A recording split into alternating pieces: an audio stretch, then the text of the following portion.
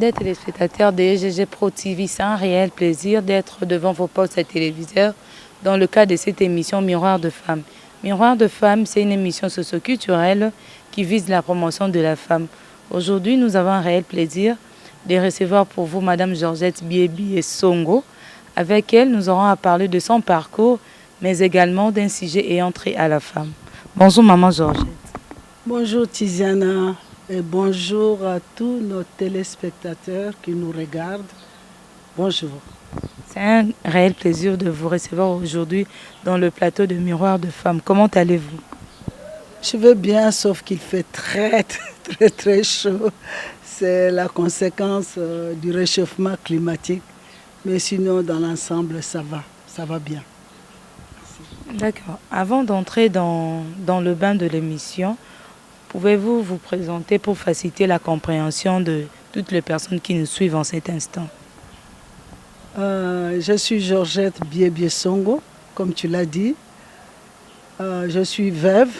Je suis mère de 4 enfants, 4 garçons. Je suis docteur en pharmacie de l'Université René Descartes de Paris 5. J'ai été enseignante dans plusieurs universités à la faculté de pharmacie, en Algérie, à l'université d'Alger, au Congo-Brazzaville, à l'université Marien Ngouabi, et finalement chez nous, à l'université de Kinshasa, l'université nationale de Kinshasa, UNIKIN. Donc, je suis enseignante de profession. Et comme j'aime bien le dire, ma profession, c'est enseigner, mais ma passion, c'est la protection et la promotion des droits des femmes depuis plusieurs années. Et à ce titre, je suis membre de plusieurs associations féminines. Je suis secrétaire générale honoraire de la plateforme politique des femmes Cause Commune. C'est nous qui avons fait inscrire la parité dans la Constitution, l'article 14, l'article 15 qui condamne toute violence sexuelle comme crime contre l'humanité.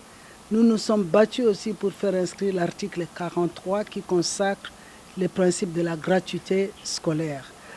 Je suis donc je suis encore membre de Caucus des femmes congolaises. C'est une plateforme qui a été formée à Sun City. Cette plateforme était formée des expertes pour appuyer les délégués au dialogue intercongolais. Donc nous avons travaillé avec les femmes qui étaient dans des commissions du dialogue intercongolais. Nous, on était à l'extérieur et on travaillait des dossiers ensemble avec les commissions du dialogue intercongolais et on faisait également le relais entre les délégués du dialogue et nos bases respectives de la République démocratique du Congo. Je suis la présidente de la Coalition des femmes pour la paix et le développement. C'est une ONG qui travaille pour la paix dans la région des Grands Lacs. Nous sommes membres de COCAFEM GEL. COCAFEM GEL, c'est une concertation des associations féminines qui travaillent pour la paix dans la région des Grands Lacs. Dedans, il y a le Rwanda, le Burundi et la RDC. Et enfin, je suis présidente de la GBS Foundation. GBS Foundation, c'est la Georgette Biébi Songo Fondation, une fondation qui encadre les femmes de la base qui sont dans les activités génératrices de revenus.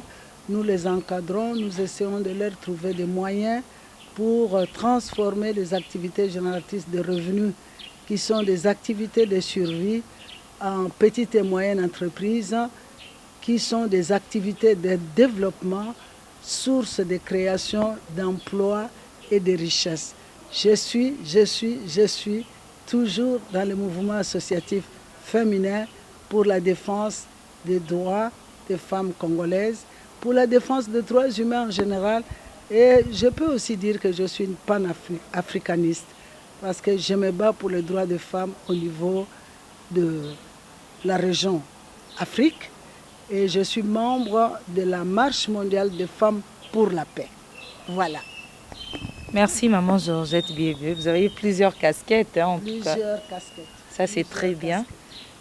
Parlez-nous un peu de votre côté militante. Qu'est-ce qui vous a poussé? Au départ, vous avez parlé que vous êtes professeur de formation. Qu'est-ce qui vous a poussé à être militante pour la protection des droits de la femme? Qu'est-ce qui vous a motivé? Je suis issue d'une famille polygame.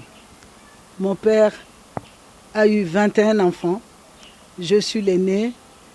Et dans ces mariages polygames, il y avait 6 femmes. Et parmi les enfants, il y a 14 filles. Il y avait 14 filles et 7 garçons. Pour le moment, nous restons 19. Il y a une fille et un garçon qui nous ont quittés. C'est mon père qui m'a appris à défendre mes droits et les droits de mes frères et sœurs. Depuis le jeune âge, mon père m'a toujours appris à me respecter, à respecter les autres et à défendre mes droits. Et je détiens cela de mon père qui était un homme autoritaire, un homme qui respectait beaucoup certains principes comme l'honnêteté, l'intégrité, les droits. Il ne fallait pas toucher à son droit. Et donc j'ai reçu cela dès mon jeune âge de mon père et je continue à militer à l'université de Lubumbashi où j'ai commencé mes études. Heureusement pour moi, je suis tombée sur un jeune homme qui avait aussi ces tendances révolutionnaires, le professeur Jean-Claude Biébié, mon mari, qui nous a quittés depuis 4 ans maintenant, 5 ans. Que son âme repose en paix, mais c'est un homme qui m'a beaucoup soutenu dans mon combat pour le droit des femmes et c'est un homme qui a passé toute sa vie pour le respect des droits humains, pour la protection des droits humains en général. Lui, il était professeur de droit et de relations internationales, donc il m'a beaucoup, c'était mon mentor, c'était mon coach. Et on a évolué depuis notre jeune âge, depuis l'université, dans la lutte contre la dictature, dans la lutte pour la protection des droits humains. Et en 1996, il y a eu le premier forum sur le leadership de la femme congolaise qui avait été organisé par le ministère de la Santé publique à l'époque. Ce forum était appuyé par le PNUD, par l'UNICEF également. Et à l'issue de ces forums, il y a eu 3 grandes décisions, 3 grandes résolutions qui avaient été prises. C'était d'abord la formation ou la création de la plateforme féminine Cause Commune qui militait pour la promotion et la protection des droits des femmes. Le club ami de la petite et jeune fille qui militait pour la protection et la promotion des droits des petites et jeunes filles. Et puis, il y avait une résolution économique pour qu'on puisse créer une banque de femmes, par les femmes pour les femmes, afin de sortir les femmes de la pauvreté excessive. Donc, c'est un sentiment qui est en moi depuis mon jeune âge, que j'ai cultivé et que je continue à exercer jusqu'à cet âge. Comme je le dis souvent, je me bats pour la parité. Ce n'est pas une théorie. Moi, je voudrais que la parité devienne une réalité. Et je me battrai jusqu'à mon dernier souffle, jusqu'à ce que la parité devienne effective dans notre pays.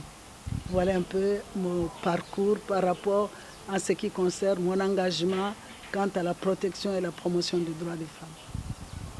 Merci, Maman Georgette. Dites-nous un peu, vous êtes parmi de femmes qui ont commencé avec le mouvement de femmes ici dans notre pays, parce qu'en écoutant votre biographie, nous l'avons senti. Et dites-nous, quelle lecture comparative faites-vous entre l'évolution avec le mouvement de femmes auparavant et aujourd'hui? Y a-t-il une évolution ou on est en train toujours de tourner en rond, au fait? Moi, je suis une militante. Et la militante, nous nous battons pour le long terme.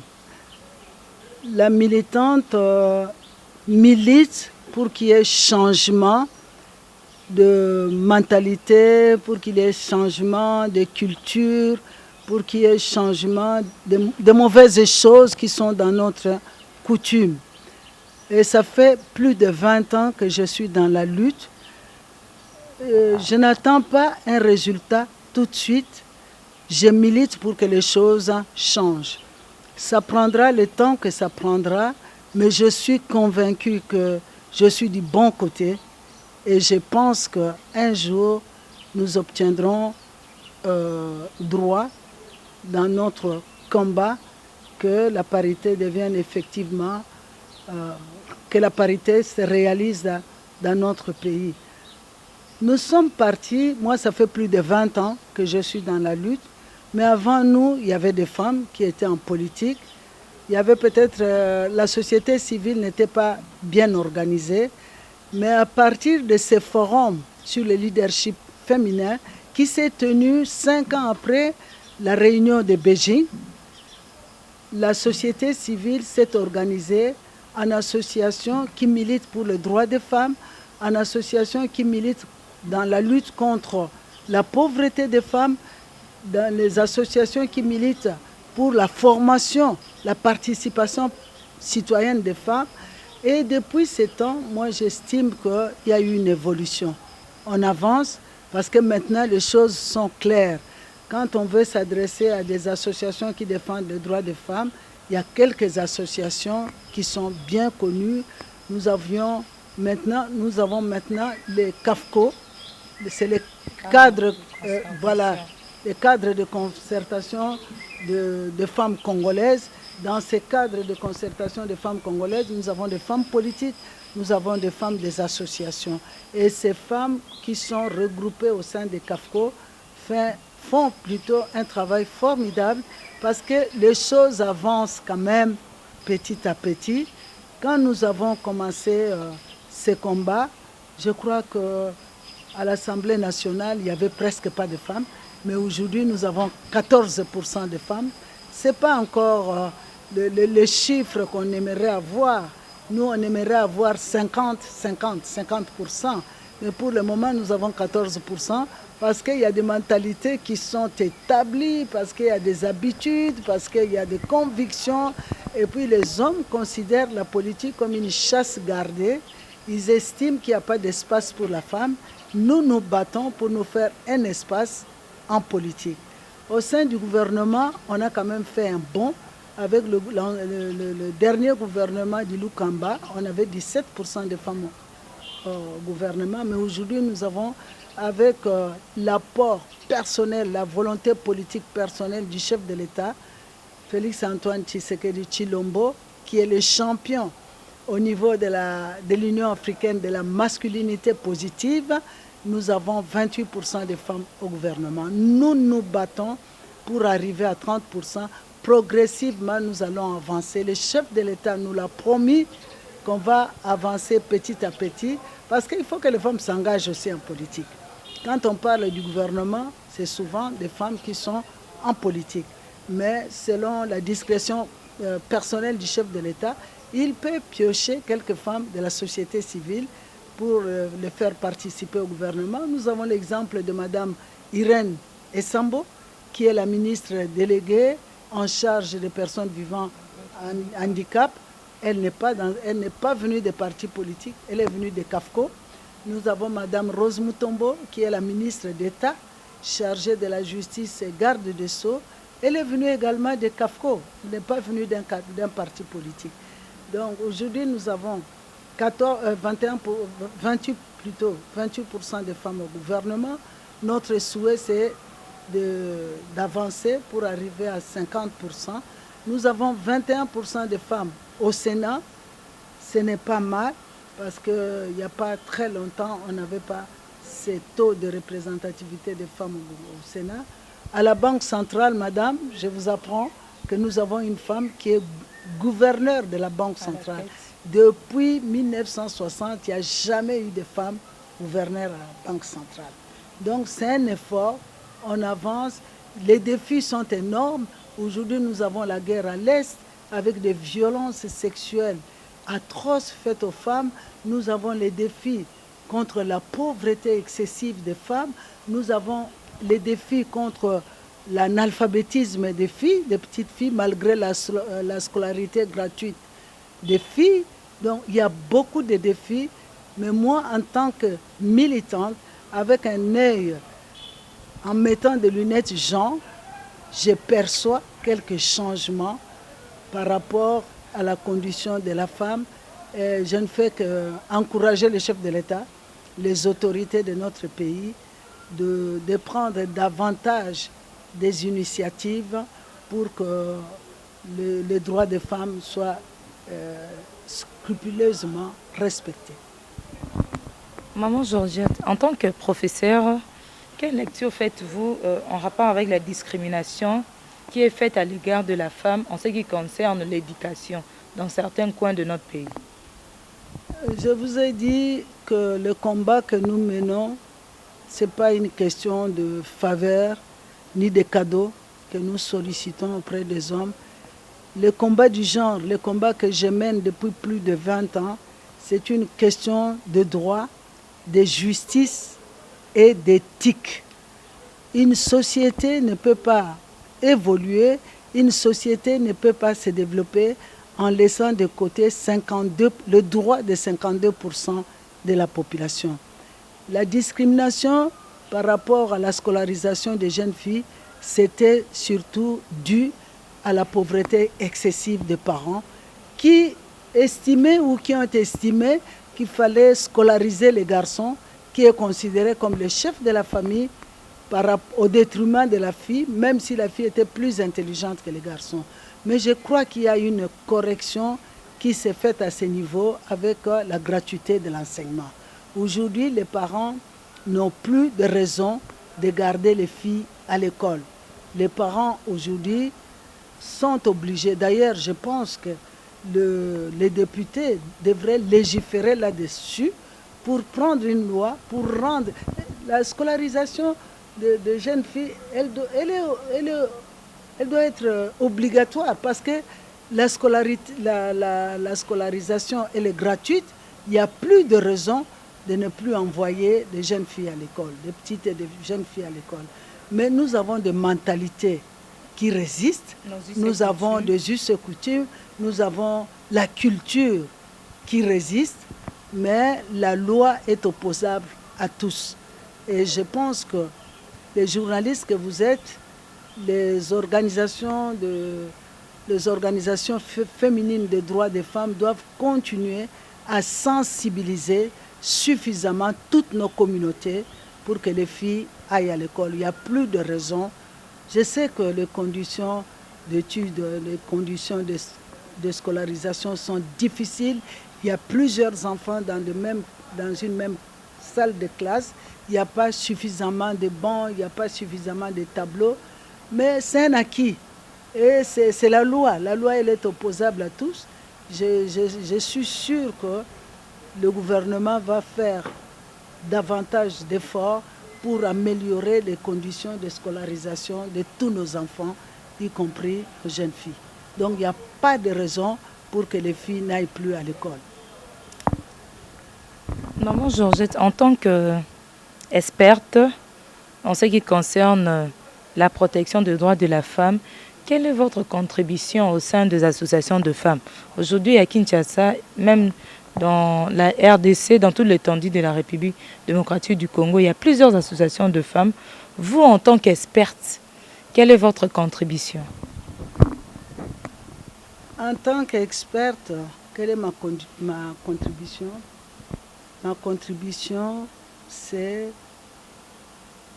de participer à toutes les actions qui militent pour la protection et la promotion des droits des femmes.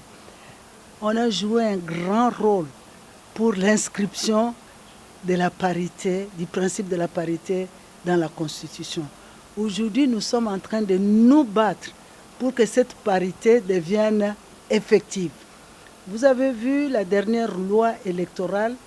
Dans cette dernière loi électorale, on a parlé d'une disposition qui stipule que les listes électorales qui seront paritaires, c'est-à-dire qui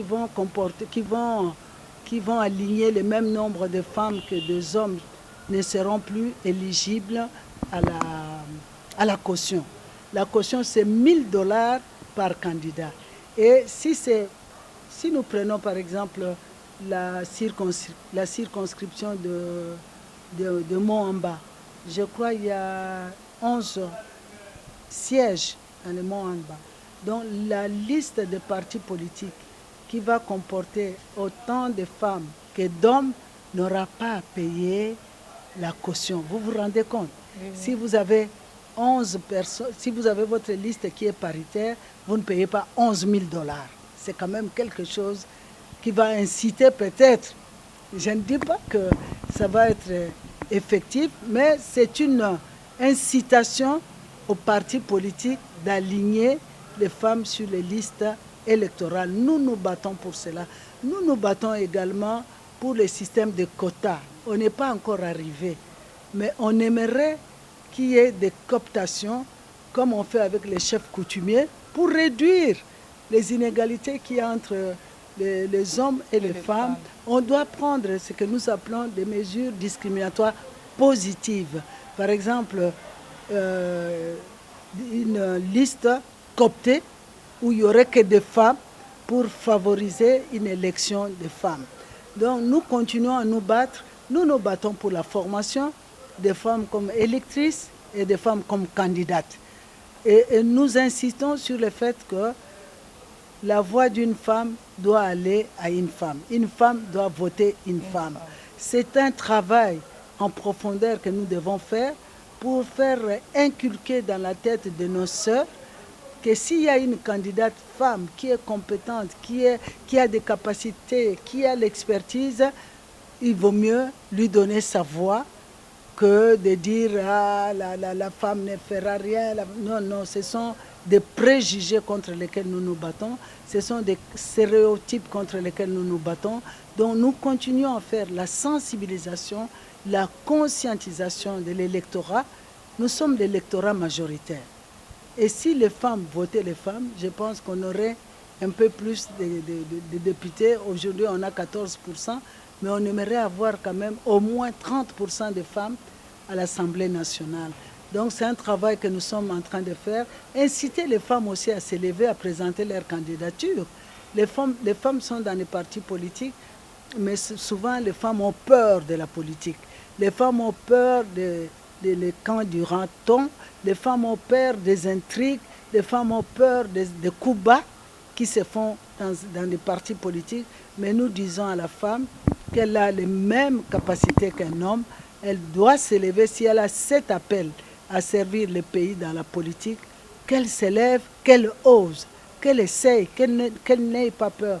C'est un travail de sensibilisation, c'est un travail de conscientisation, c'est un travail de formation, c'est un travail de plaidoyer auprès des autorités pour améliorer la loi, pour que la loi puisse permettre à un nombre important de femmes à se présenter aux élections. Mais nous avons également un grand problème de moyens. Les femmes sont pauvres. On dit qu'en RDC, la pauvreté a le visage féminin. Qu'est-ce qu'il faut faire pour rendre cette femme autonome? Là, je vais peut-être entrer dans mes ambitions citoyennes. Qu'est-ce que moi, personnellement, je suis en train de faire pour rendre les femmes autonomes, pour l'autonomisation de la femme? C'est un axe très important dans les objectifs, du développement durable. Oui, oui. Qu'est-ce que je suis en train de faire? Je suis en train d'organiser les femmes. Le groupe de 25 femmes dans des mutuelles d'entraide. Ces groupes se retrouvent une fois par semaine. Ces groupes partagent les bonnes pratiques. Ces groupes partagent les difficultés qu'elles rencontrent sur le terrain. Ces groupes mettent ensemble leurs petites économies et à la fin du mois, ces économies sont distribuées en forme de crédit. Et qu'est-ce que moi je fais en tant que GBS Foundation, ma fondation? Nous encadrons ces femmes par la formation, par l'accompagnement. Et pour le moment, nous sommes en train de nous mobiliser pour trouver des fonds pour augmenter leur capital qu'elles ont pour leurs activités génératrices de revenus que nous voulons transformer en petites et moyennes entreprises. Pour le moment, j'ai des groupes ici à Limité de groupes dans la Tchangou et nous avons eu la chance d'être accompagnés par Vodacom. La fondation Vodacom va nous accompagner. Au premier groupe, on a déjà remis 25 téléphones avec des SIM Vodacom, avec les numéros, les comptes M-Pesa pour leur favoriser à faire leurs opérations de paiement pour ne plus se déplacer. Elles peuvent faire des commandes par téléphone, elles peuvent payer par M-Pesa et donc la fondation Vodacom va nous accompagner également pour la formation à l'inclusion numérique. Donc cette fondation va nous accompagner. Nous sommes en train de négocier également avec la Robank pour que la Robank nous accompagne dans la formation en éducation financière. Parce que souvent les femmes, elles ont des problèmes pour calculer les bénéfices, pour comprendre quelle est la marge bénéficiaire, quelle est l'activité la plus viable, quel est le moment opportun pour faire telle activité ou telle autre activité. Pour cela, nous avons besoin de renforcement des capacités et nous sommes en négociation avec la Robank pour nous accompagner. Et je pense que parmi toutes ces femmes que nous accompagnons, il y a des électrices dedans, il y aura aussi des candidates dedans. Donc ça, c'est mon ambition citoyenne, c'est ma participation citoyenne. En tant qu'experte. En tant qu'experte, que les femmes s'élèvent, nous deviennent autonomes. Nous disons aux femmes, vous aussi, vous êtes capables. Oui. La politique, ce n'est pas un domaine réservé qu'aux hommes. La politique, c'est une activité de gestion d'une chose publique. Donc, la femme qui gère la famille, la première chose publique, c'est la famille. Oui. Cette femme qui gère la famille, nous avons vu toutes ces années de difficultés économiques dans notre pays, comment la femme a soutenu l'économie de cette nation. Je pense que 60 à 70% de l'économie congolaise, c'est dans l'informel et c'est au travers des activités des femmes. Notre souhait, c'est que ces activités deviennent plutôt des activités formelles, que ces activités soient transformées en petites et moyennes entreprises et que le travail des femmes soit pris en compte quand on calcule le PIB des pays, qu'on tienne compte aussi de l'apport de ces femmes dans les activités génératrices de revenus que nous voulons voir transformer en petites et moyennes entreprises. Maman Georgette, dites-nous un peu, en tant que femme, quelles sont les difficultés que vous avez pu rencontrer dans votre vie professionnelle depuis que vous avez commencé? À l'université, là où je suis enseignante, je n'ai pas connu de difficultés particulières, sauf en Algérie. En Algérie, où j'ai commencé à enseigner, j'étais assistante à la faculté de médecine en Algérie. La difficulté que j'ai rencontrée, c'est que pour les Algériens, ce n'était pas possible qu'une femme fasse cours à l'université. En plus, j'étais jeune, j'étais femme, j'étais noire. Donc, j'ai senti qu'il y avait une résistance par rapport à ces étudiants de m'accepter comme leur enseignante. Mais au fur et à mesure qu'on avançait dans la dispensation du cours, ils ont trouvé que je faisais très bien mon cours. Il y avait des étudiants qui avaient quitté l'auditoire, qui sont allés dans d'autres groupes, mais qui sont revenus dans mon auditoire parce que les autres leur ont fait témoignage en disant non, elle est capable, elle fait bien son cours. Et ça, c'était une discrimination, un mépris que j'ai ressenti tout simplement parce que j'étais noire, j'étais jeune et que j'étais femme.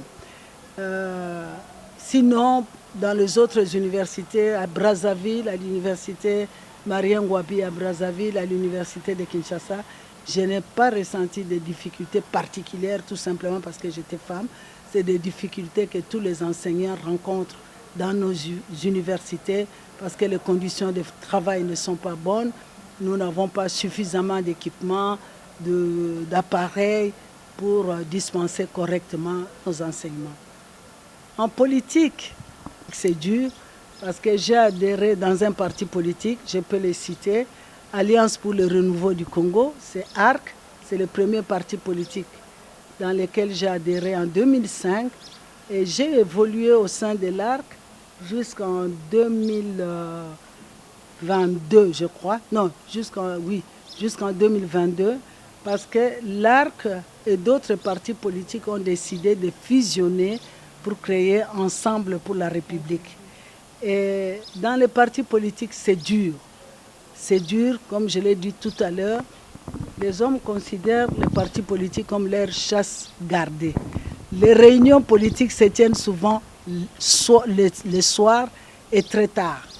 Moi, en tant que femme mariée, en tant que mère, en tant qu'épouse, souvent j'étais obligée de quitter des réunions avant de rentrer chez moi. Et c'est après vous que les décisions se prennent. Même quand nous avions organisé certaines actions très très importantes pour l'opposition, parce que nous étions à l'opposition, les meetings, les marches, les sit-ins, souvent c'est le soir que l'argent arrive. Et le soir, vous n'êtes pas là, les hommes se partagent les butins entre eux, mais vous êtes obligés aussi de mobiliser vos militants pour qu'ils viennent au meeting, pour qu'ils viennent à la marche. Mais pour qu'ils aient des képis, pour qu'ils aient des t-shirts, pour qu'ils aient aussi des drapeaux. Mais ces choses-là se partageaient souvent de nuit. Nous, on n'était plus là, les hommes entre eux se partageaient ces moyens mis en place pour la tenue des activités politiques. Pour moi, j'ai considéré cela comme une discrimination. Ce n'est pas normal. Nous avons fait des réunions ensemble, nous avons établi des budgets ensemble, mais quand l'argent arrive, vous ne vous retrouvez pas. Ce sont toujours les hommes qui gèrent, qui sont les décideurs, qui gèrent, qui décident à la dernière minute.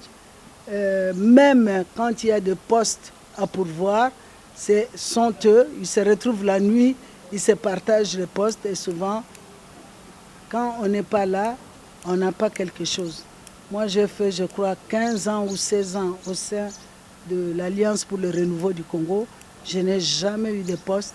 Ce n'est pas que je n'étais pas compétente, ce n'est pas que je ne maîtrisais pas la chose, mais c'est tout simplement égoïsme.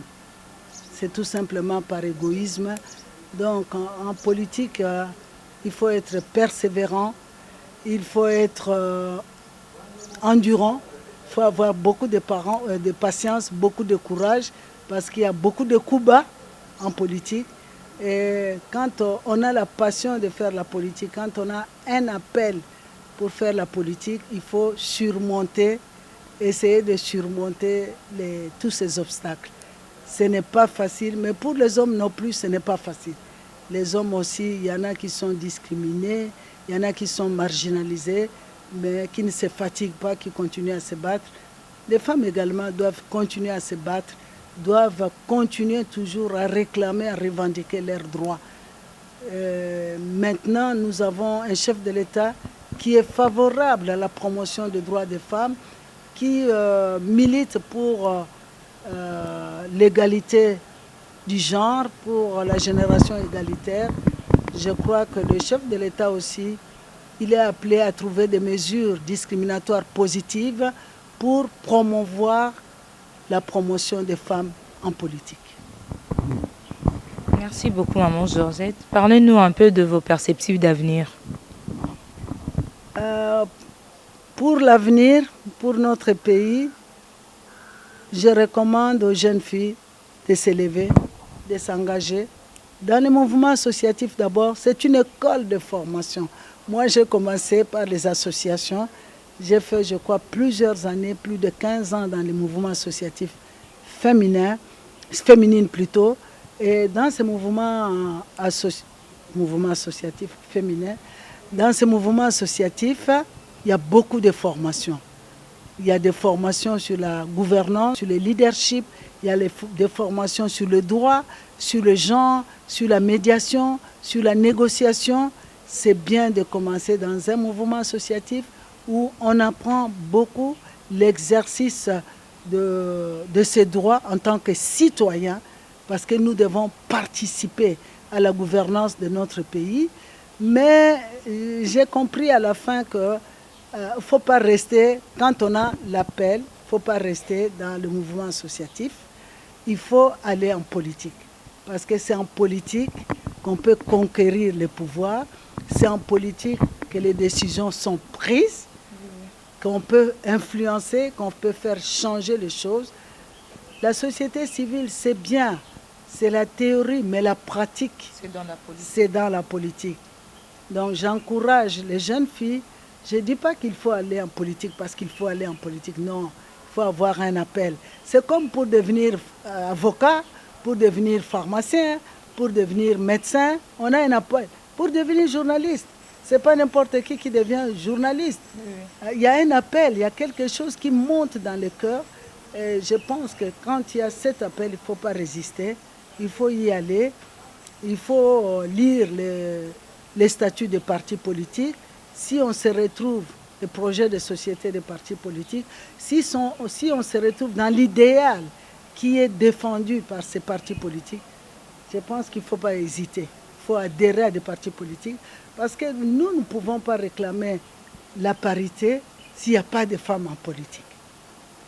On n'ira pas chercher des femmes, toujours des femmes de la société civile. La politique, c'est pour conquérir le pouvoir, c'est pour exercer le pouvoir et c'est pour conserver le pouvoir. Donc, j'invite mes sœurs, j'invite les jeunes filles, celles qui ont cette envie de faire la politique, de servir notre pays en politique, de ne pas avoir peur de s'engager en politique. Il y a des formations. Les hommes ne sont pas nés politiques, ils apprennent aussi. Ils apprennent. Moi, j'étais la seule femme au bureau politique du G7. J'étais la seule femme. C'était pas une petite affaire, mais je me suis habituée, j'étais là-dedans, j'ai participé à des décisions importantes qui étaient prises au bureau politique du G7. Donc quand les hommes observent que vous avez des capacités, ils ne vont pas vous rejeter. Ils vont vous accepter dans leur milieu. Et quand vous allez dans ces milieux-là, il faut vous défendre, il ne faut pas se sous-estimer. Parce que je me suis dit, mais aucun homme n'est né politique, ils ont appris. Donc nous aussi, moi aussi j'ai appris, moi aussi je serai comme eux. Donc j'invite les jeunes filles à s'élever, les femmes à s'élever, à ne plus avoir peur. Nous avons un chef de l'État qui est favorable à la parité, mais il faut que les femmes s'élèvent. Il faut que les femmes s'élèvent et s'engagent en politique. J'encourage, vraiment j'encourage encore, je lance un appel pathétique aux jeunes filles, aux journalistes, aux femmes qui sont dans le journalisme, de s'élever, les femmes qui font le droit, les femmes qui font des relations internationales. Moi, je suis pharmacienne, je n'ai même pas fait le droit, ni les relations internationales, ni le journalisme. Mais j'ai eu cet appel, je me suis levée. Donc, que les femmes s'élèvent, que les femmes s'engagent, mais que les femmes ne fassent pas la politique comme certains de nos politiciens. Je pense qu'il faut avoir quand même des règles. Il faut, qu'est-ce que je dirais, il faut moraliser l'espace politique congolais. Il faut avoir des convictions. On ne peut pas, aujourd'hui, on vous a vu 100% Raïs. Demain, vous êtes 100% Fachi. Il y a quelque chose qui ne va pas là. Franchement, il y a quelque chose qui ne va pas. On ne peut pas être 100% Raïs et 100% Fachi. Donc il faut moraliser l'espace politique congolais. Il faut qu'il y ait de l'éthique. Il faut qu'il y ait des règles en politique. Sinon, ça devient comme la jungle. Les plus forts vont toujours continuer à manger les plus faibles. Et pourtant, la politique, c'est noble. C'est un métier noble. La politique, c'est pour les services. C'est pour servir la nation. C'est pour servir les citoyens. Et on ne peut pas laisser ça qu'aux hommes. Il faut que les femmes qui ont ce cœur de don de soi s'élèvent et s'engagent en politique. Je pense que la politique dans notre pays va changer si on arrive à atteindre ne fût-ce que 30% de femmes au gouvernement, 30% de femmes à l'Assemblée nationale, 30% de femmes au Sénat. Dans les entreprises publiques, si on a beaucoup de femmes secrétaires générales, ça peut vraiment influencer. L'exemple, c'est des pays nordiques. Allez voir en Suède, au Danemark, en Norvège, le social est très élevé parce que là-bas, vous allez trouver des femmes premières ministres, des femmes qui occupent des postes de responsabilité, des postes très élevés de responsabilité. Et le social est très développé dans ces pays-là. Mon souhait, ça serait que les femmes s'élèvent, que les femmes s'engagent en politique. Pour que notre voix soit entendue, il faut une dynamique. Il faut au moins 30% de femmes. Parce que si on n'est pas 30% de femmes, il y a une voix qui s'élève par-ci, une voix qui s'élève de l'autre côté. On dit, ah, cette histoire de femmes. Mais quand il y a une dynamique, ça va faire bouger les lignes, ça va faire changer les choses. Merci beaucoup, maman Georgette Biébé. C'en est fini avec l'émission d'aujourd'hui qui a réussi pour vous, madame Georgette Biébé. Avec elle, nous avons eu à parler de son parcours, mais également d'un sujet ayant trait à la femme. Un grand merci à toute l'équipe technique qui est toujours disponible pour nous accompagner. Derrière la caméra, nous voyons Papa Igor qui est toujours là. Pour tous vos reportages, émissions, publicités, veuillez nous contacter au +243 81 94 60 726. On se retrouve très prochainement avec un nouveau numéro. À très bientôt.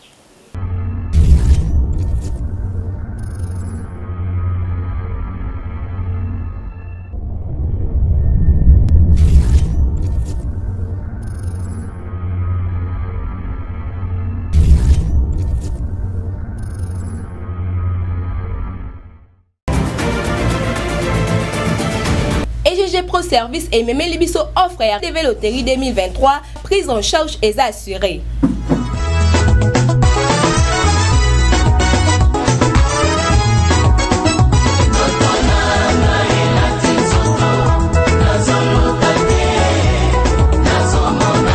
Bonjour papa, bonjour maman. Je suis Grady Kunga, fils biologique de papa Igor Kunga Toya et de maman Chantal Ngele. Je suis élève de l'école maternelle à la source du savoir. Notre madame s'appelle Madame Sarah, Madame Béa, Madame Nicole et Madame Lily. Je vous invite au cyber café de mon papa Igor Kunga. Venez jouer et vous ne serez jamais déçus. Et je Pro Service, c'est la qualité. Et je Pro Service, leader.